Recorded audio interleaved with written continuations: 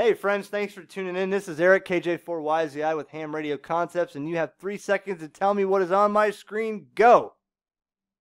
It is not the 817, but you knew what that picture was. It's a staple in ham radio. You recognize it. What's better than the FT-817 ND is the official release of the FT-818 by Yaesu. Yes, it is real. It's not an April Fool's joke. Courtesy of Gigaparts from their email blast that I subscribed to. Popped in my email box and said, it is real and it's coming. There are several videos on YouTube with radios that look nothing like a Yaesu, 3 squelch knobs, and a photoshopped color screen that does not exist. In fact, March 2018, the 818 will be available, and Gigaparts has them for $8.19 free shipping.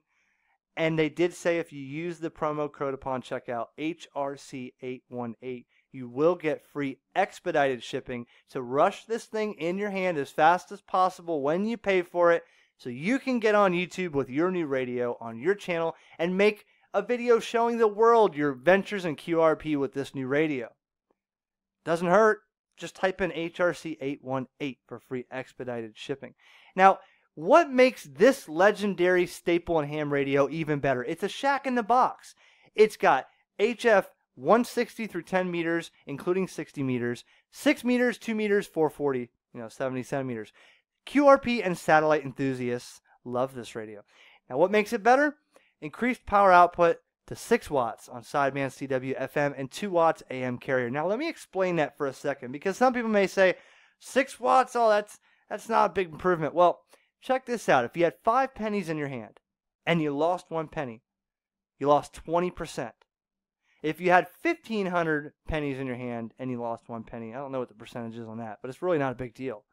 So imagine you're out there with your 817 ND and you have 5 watts and you're using a matching network to tune your end-fed to your radio and reflected power in your tuner. You're really only getting out maybe 3 watts out of your antenna. Well, how about an extra watt? That would totally make a difference. So, I'll take it.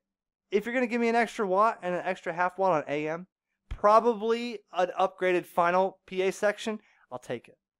Definitely in QRP, every little bit matters. How about improved frequency stability? Now, in the past, something that a lot of 817 operators always wanted is the optional Yaesu TCX09, which is the thermally compensated crystal oscillator, which was an oscillator that kept your radio within 0.5 parts per million of accuracy. Now, satellite guys love that, because if you're a satellite guy, there's some new satellites out there that they just launched recently, and you're either using this or an ICOM 7000 because of the VHF, UHF sideband capabilities for uplink and downlink. Why not have even better, more accurate accuracy on this radio? Not having to hunt around for the TCX09 and purchase an additional accessory. It's in the radio. So satellite guys should love that. How about a larger battery capacity? No longer a 9.6 volt, 1500 milliamp nickel cadmium, rather a 9.6 volt, 1900 milliamp nickel metal hydride as seen right here. So I think every 817 owner, including myself, you can check out videos of me and my 817 on this YouTube channel if you haven't already. Love this radio.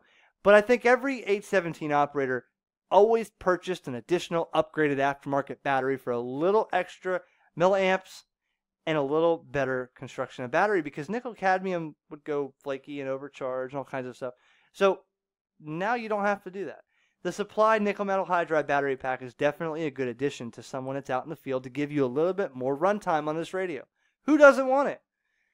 All the features that you're familiar with the 817 ND are packed in this little box with the additions that I just mentioned.